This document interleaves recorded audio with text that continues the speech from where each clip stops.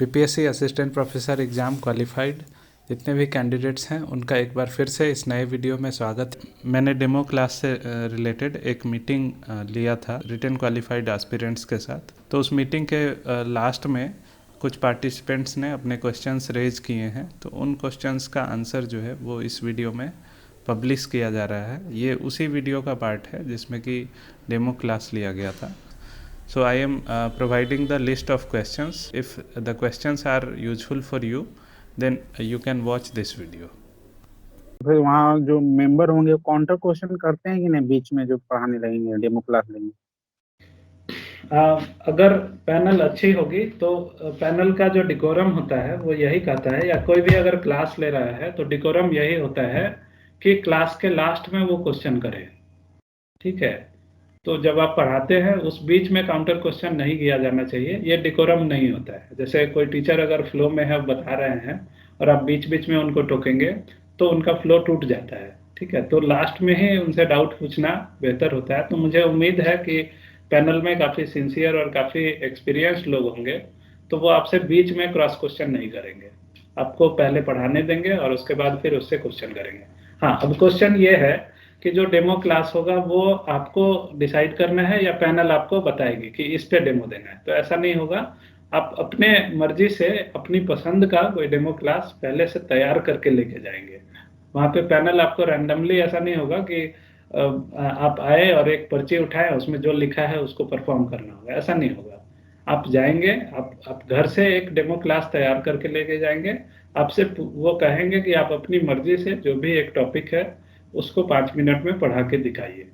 ठीक है, तो आपको घर पे ये प्रिपेयर कर लेना है, आपको पहले से प्रैक्टिस कर लेनी है और प्रैक्टिस करने के बाद अब वहाँ पे जाके उस चीज़ को पढ़ाएंगे। हो सकता है कि लास्ट में इसके बेसिस से आपसे कुछ क्वेश्चन करें। तो आपको अब इसके बीच में क्या करना है, अब थ्योरी बहुत ज़्यादा अगर होगा उसको एक्सप्लेन कीजिए। कुछ एग्जाम्पल से जो आपका डिस्कशन पार्ट हो उसको किसी एग्जाम्पल से स्टार्ट कीजिए, एग्जाम्पल से उस चीज़ को समझाने की कोशिश कीजिए। तो हो सकता है कि आपका क्लास काफ़ी इंटरेक्टिव हो। डिमॉन्स्ट्रेट करने की कोशिश कीजिए, उसके फार्मूला को लिखने से अच्छा है कि उस चीज़ को आप डिमॉन्स्ट्रेट कीजिए 3 मिनट में कि ये ऐसा होगा तो ऐसा होता है, ऐसा होगा तो ऐसा होगा। ठीक है, तो आप सबसे पहले क्लास जब लेने जाएंगे तो अपने लर्निंग आउटकम्स लिखेंगे। लर्निंग आउटकम्स जो है वो आपका इंट्रोडक्शन की तरह सर्व करेगा, उसके बाद डिस्कशन और फिर फाइनली कंक्लूजन पे जाएंगे। ठीक है, तो इतनी चीज़ें आपको करनी होगी और इसके बेसिस पे मैं एक छोटा सा सेशन लेके आपको एक वीडियो बना के डाल दूंगा जिसको आप लोग फॉलो कर सकते हैं, या मेरे यूट्यूब में कई सारे लेक्चर्स हैं जो कि सोम के लेक्चर्स हैं, वो मैंने पब्लिश किया है जिसमें मैंने उसके डिस्क्रिप्शन में लर्निंग आउटकम्स लिखा है। तो उसको भी अगर आप लोग 5 मिनट में पढ़ेंगे, मेरे कई सारे वीडियो हैं सोम में, bending stress, bending moment, shear force, तो उनके डिफरेंट जो वीडियोज हैं उन सब में डिस्क्रिप्शन में जाएंगे तो आपको लर्निंग आउटकम मिल जाएगी वहाँ पे। तो आप उसको जाके पढ़ सकते हैं और देख सकते हैं कि कैसे लर्निंग आउटकम लिखी जाती है। ठीक है, या फिर मैं एक छोटा सा वीडियो बना के आप लोगों को दूंगा जिससे कि आप लोग को अंदाजा लग जाएगा कि कैसे आपको इफेक्टिव डेमो क्लास लेना है। Sir, is there any video related to electrical and electronics engineering? देखिए, basically I am civil engineer, तो I have zero knowledge in electrical engineering, तो I don't have much information on electrical engineering. But देखिए, आप किसी भी specialisation के हो उसमें आपका तरीका यही होगा। ठीक है, even if you are electrical engineer, मैंने अभी कोई भी टेक्निकल बात नहीं की है, मेरा जो सेशन हुआ है वो किसी इंजीनियरिंग पे नहीं था, प्योरली नॉन टेक्निकल था। इसको आप अपने फील्ड में अप्लाई कर सकते हैं।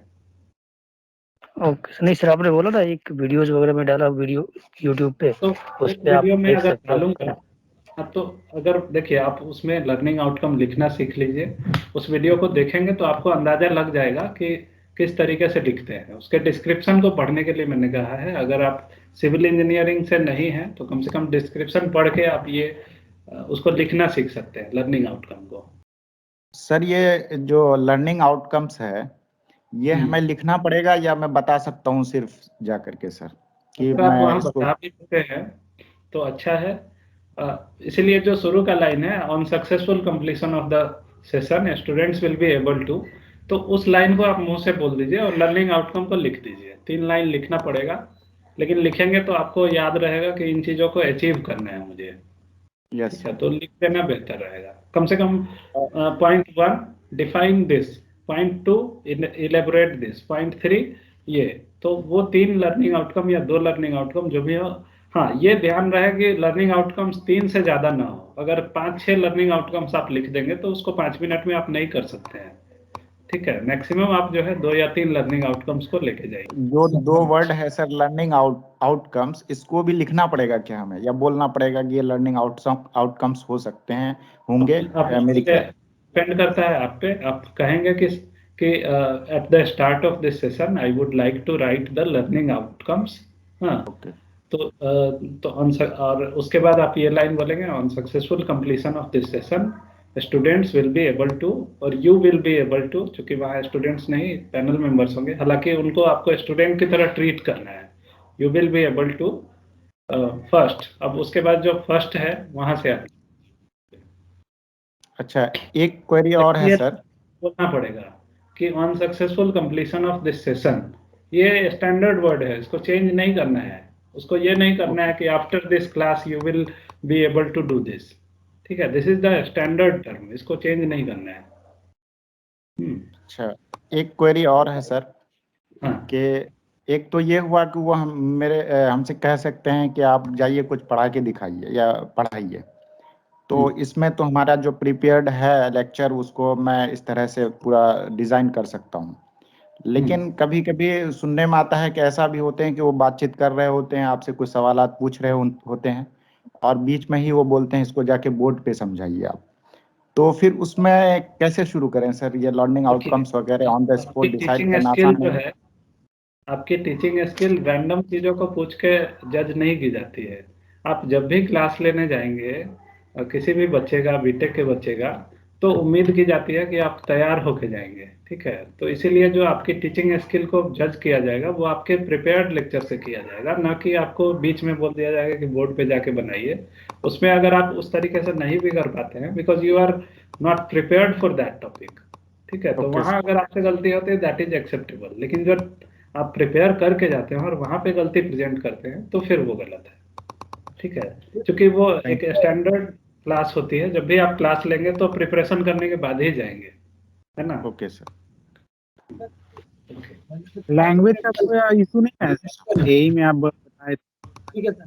लैंग्वेज का देखिए यहाँ पे भी इशू नहीं है, आप चाहें तो हिंदी में बोल सकते हैं, लेकिन आपके लैंग्वेज में क्लैरिटी होनी चाहिए, ठीक है। आप अगर हिंदी ही बोल रहे हैं लेकिन क्लैरिटी के साथ नहीं बोल रहे हैं, जो टर्म्स हैं उनके प्रोनाउंसिएशन आपके क्लियर नहीं है, बहुत ज़्यादा रॉन्ग या लूज प्रोनाउंसिएशन है, तब जाके वो खराब इम्पैक्ट बनाता है। अदरवाइज अगर आप हिंदी ही बोलते हैं लेकिन अच्छी प्रोनाउंसिएशन के साथ बोलते हैं तो there is no any such issue, because this is the. लेकिन आप कोशिश कीजिएगा कि इंग्लिश में बोलें। हालांकि अगर इंग्लिश आपको नहीं आती है तो बुरी इंग्लिश बोलने से अच्छा है कि आप एक अच्छी हिंदी बोल के क्लास लें, ठीक है। पूछना था, जैसे बहुत बार क्या होता है ना कि 5 मिनट का लेक्चर रहता है और लास्ट में जैसे वो कुछ पूछते नहीं है, तो हम लोग को लगता है कि लेक्चर को और बड़ा करना चाहिए शायद, तो कंक्लूड हो जाता है हम लोग का। तो फिर मैं क्या करूंगा उस टाइम की? Sir you can ask me any question. नहीं, आप वहां बता दीजिए कि that is all I wanted to conclude, ठीक है। मैं इतना ही को मैं प्रिपेयर करके आया था। हाँ, मैंने इतना लेक्चर प्रिपेयर किया था और उसको मैंने यहाँ कंक्लूड कर दिया। देखिए, आप जो लर्निंग आउटकम लिखे हैं उसको आपने अचीव करा दिया लास्ट में कंक्लूजन में, तो इसका मतलब आपका प्रिपरेशन हो गया, आपने जो बताना चाहा वो कम्प्लीटली बता दिया। तो इसी आशा के साथ मैं इस सेशन को यहीं पे एंड करना चाहता हूँ। इसके बाद एक और ऐसा वीडियो आएगा जिसमें मैं शॉर्ट क्लास लेके कैसे डेमो क्लास लेंगे उसकी एक वीडियो मैं अपलोड कर दूंगा, जिससे आप लोगों को काफ़ी हेल्प मिलेगी। सो hopping all the best for all of you. Thank you very much for watching this video. Thank you.